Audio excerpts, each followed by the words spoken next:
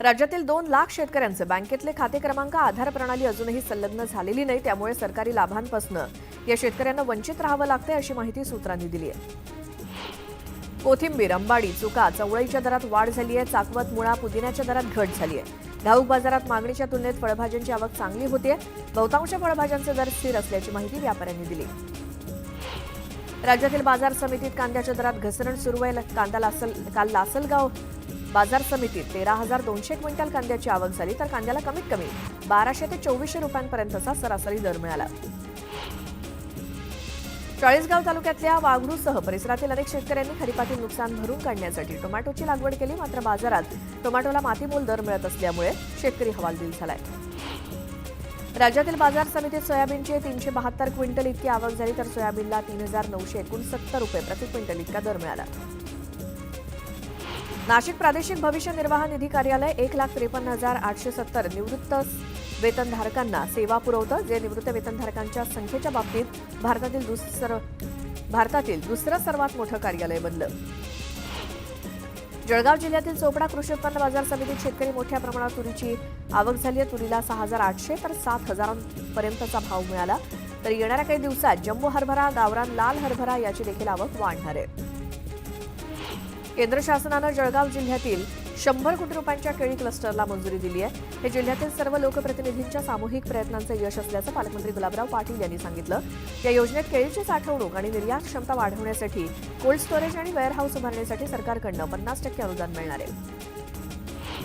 सांगलीच्या कुंडलमध्ये कुस्ती स्पर्धेचं आयोजन करण्यात आलं होतं. पंजाबच्या गौरव मचवाडानं हर्ष सादगीरला चितपट करत मानाची गदा पटकावली. सांगलीमध्ये चंद्रनमस्कारचा विश्वविक्रम करण्यात आला. एकाच वेळी 1200 महिलांनी चंद्रनमस्कार घालून विश्वविक्रम केला. 1200 महिलांनी एकाच वेळी 36 मिनिटं वेगवेगळ्या आसनांमध्ये चंद्रनमस्कार घालून विक्रम केला. न्यूज 18 लोकमतला बातमी दाखवल्यानंतर अन्न आणि औषध प्रशासनाकडून दौंड इथल्या म्हशीच्या गोठ्यात छापा टाकत ऑक्सिटोसिन इंजेक्शनचा साठा जप्त केला. म्हशीची दूध देण्याची क्षमता वाढवण्यासाठी या इंजेक्शनचा वापर केला जातो. मात्र प्रतिबंधित असलेलं ऑक्सिटोसिन मानवी आरोग्याला धोकादायक आहे. बुलढाण्यातील एका शिक्षकाचा भातुकली नृत्याचा व्हिडिओ सध्या जोरदार व्हायरल होतोय. बुलढाण्यात जिल्हास्तरीय क्रीडा आणि सांस्कृतिक स्पर्धांचं आयोजन करण्यात आलं होतं आणि या कार्यक्रमाच्या उद्घाटन सोहळ्यात लोणारचे नागसेन साबळे यांनी पारंपरिक भातुकली नृत्य सादर करत उपस्थितांची दाद मिळवली. छत्तीसगडच्या बिजापूर जिल्ह्यामध्ये महाराष्ट्र-छत्तीसगड सीमेवरती चकमकीत शहीद झालेल्या 2 जवानांचे मृतदेह बिजापूर पोलीस मुख्यालयात आणण्यात आले. महाराष्ट्र सीमेपासून 15 किलोमीटर अंतरावरती असलेल्या इंद्रावती राष्ट्रीय अभयारण्यामध्ये चकमक झाली. यात 31 माओवादी ठार झाले होते. डॉक्टर बाबासाहेब आंबेडकरांबाबत केलेल्या वक्तव्याबाबत राहुल सोलापूरकर यांनी जाहीर माफी मागितली. महापुरुषांचा अपमान करण्याचा उद्देश नव्हता असं त्यांनी स्पष्ट केलं. तर आंबेडकरी अनुयायांच्या भावना दुखावल्या असतील तर जाहीर माफी मागतो असं सोलापूरकर म्हणाले. पुण्यामध्ये रिपब्लिकन पार्टी ऑफ इंडियाच्या खरात गटाकडून राहुल सोलापूरकरांविरोधात आंदोलन करण्यात आलं. सोलापूरकरांचा फोटो जाळून निषेध करण्यात आला. बुलढाण्यात केस गळतीच्या रुग्णांमध्ये झपाट्यानं वाढ होते. कणारखेडमध्ये 14 नवे रुग्ण आढळले, तर आतापर्यंत केस गळून टक्कल झालेल्यांची संख्या 229 वर गेली आहे. आरोग्य यंत्रणा सुद्धा केस गळती रोखण्यात अपयशी ठरली आहे. मोबाईलच्या अतिवापरामुळे लहान मुलांच्या डोळ्यावर परिणाम होतोय. मोबाईल गेमिंग आणि युट्यूबवरचे शॉर्ट्स व्हिडिओ बघण्यामध्ये मुलं तासनतास मग्न असतात. त्यामुळे 80% मुलांमध्ये डोळ्यांचे आजार उद्भवत आहेत. दृष्टीदोषाचं प्रमाण दिवसेंदिवस वाढत चाललंय. त्यामुळे पालकांनी मुलांना मोबाईलपासून दूर ठेवावं असं आवाहन तज्ज्ञांनी केलंय.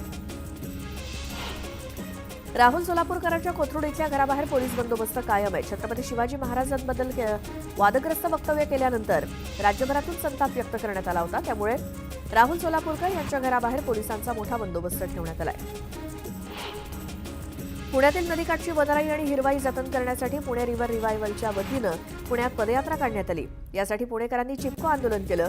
या पदयात्रेत अभिनेते सयाजी शिंदे आणि सोनम वांगचूक सहभागी झाले होते. आमच्याकडे 11.25 लाख टन सोयाबीनची खरेदी झाली आहे. केंद्राकडे सोयाबीन खरेदीसाठी मुदत वाढवून देण्याची मागणी केली असून शेतकऱ्यांना न्याय देण्याचा प्रयत्न सरकार करते. काही व्यापाऱ्यांनी सोयाबीन खरेदीमध्ये गैरफायदा घेण्याचा प्रयत्न केला. त्यांची सखोल चौकशी केली जाईल असा इशारा मंत्री जयकुमार गोरेंनी दिला.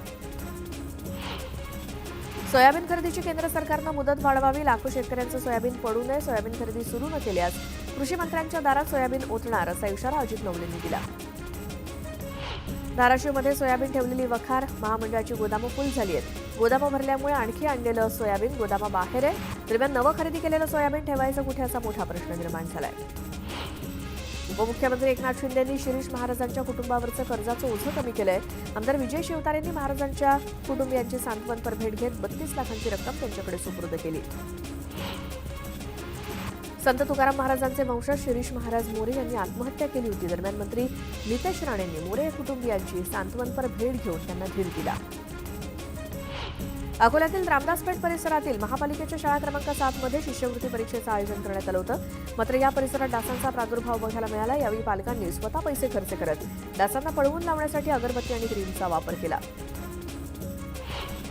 नांदेड जिल्ह्यातील नायगाव तालुक्याच्या जिल्हा परिषदेच्या शाळेची इमारत धोकादायक बनली आहे. शाळेच्या भिंतींना भेगा पडल्या तर पावसाळ्यात छत गळती होत असल्यामुळे दुर्घटना होण्याची शक्यता आहे. त्यामुळे इमारत दुरुस्तीची मागणी ग्रामस्थांनी केली आहे. जळगावच्या भुसावळमधील साक्री फाटा परिसरात शेतशिवारातनं मानवी वस्तीत आलेल्या मोरावर कुत्र्यांनी हल्ला केला. काही तरुणांनी या मोराची कुत्र्यापासून सुटका करत जखमी मोराला वनविभागाच्या ताब्यात दिलं. साताऱ्याच्या कोंडवे गोळीबार प्रकरणातील संशयित आरोपीचं घर अज्ञातांनी पेट्रोलच्या बाटल्या टाकून पेटवण्याचा प्रयत्न केला. स्थानिकांनी वेळीच ही आग विझवली. या दरम्यान प्रशासनानं संबंधित आरोपीवरती कारवाई करावी अशी मागणी नागरिकांनी केली आहे. पंढरपूरच्या लक्ष्मी टाकळी ग्रामपंचायतीनं दारूबंदीसाठी ग्रामसभा घेतली. ग्रामसभेत महिलांचा इतरांनी हात वर करून 100% दारूबंदीचा ठराव मांडला अशी माहिती सरपंच संजय साठ यांनी दिली. चोपडा शहरामध्ये हाय क्वालिटी सीसीटीव्ही कॅमेरे बसवल्यामुळे गुन्ह्याच्या तपासात मदत होते. शहरात आणखी 50 कॅमेरे बसवण्याचा मानस असल्याची माहिती पोलीस उपविभागीय अधिकाऱ्यांनी दिली.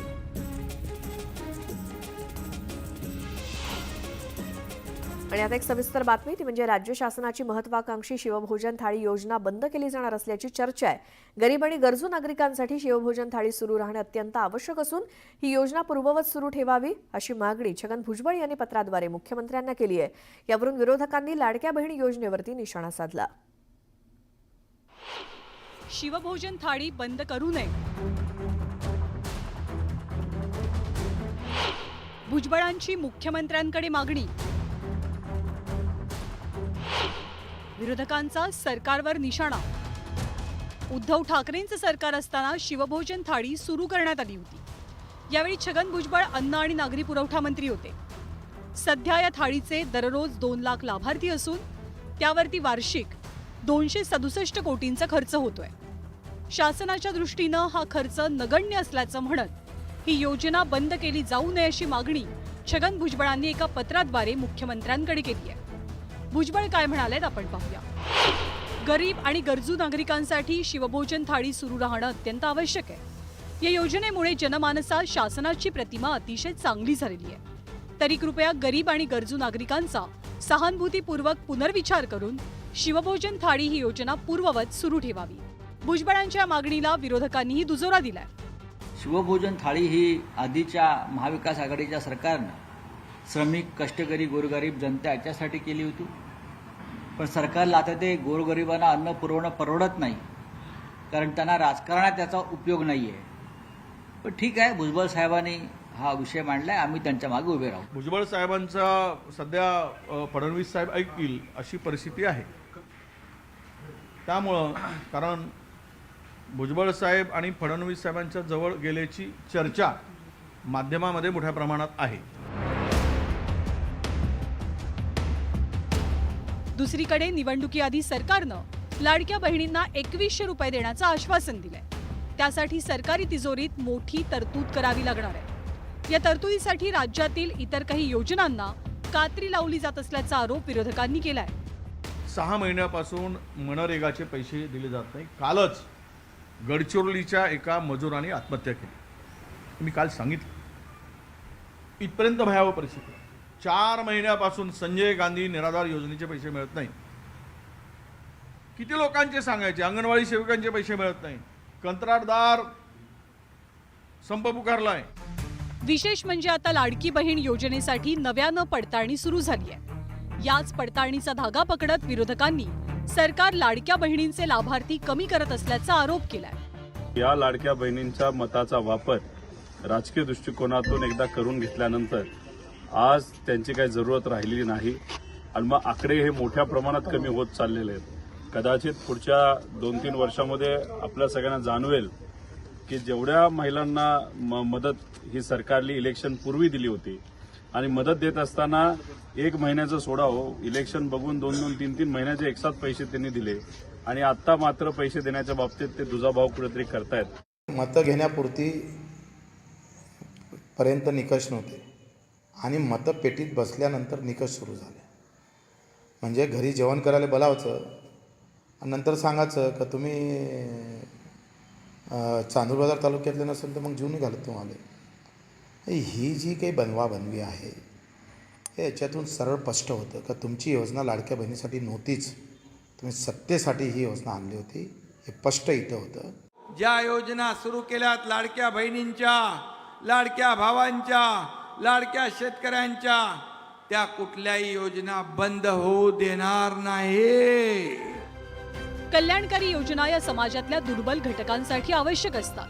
मात्र निवडणुकीपूर्वी आश्वासनांच्या खैरातीमुळे आर्थिक पातळीवरती मात्र सरकारची कोंडी होताना दिसते. Bureau report, news 18 Lokmat.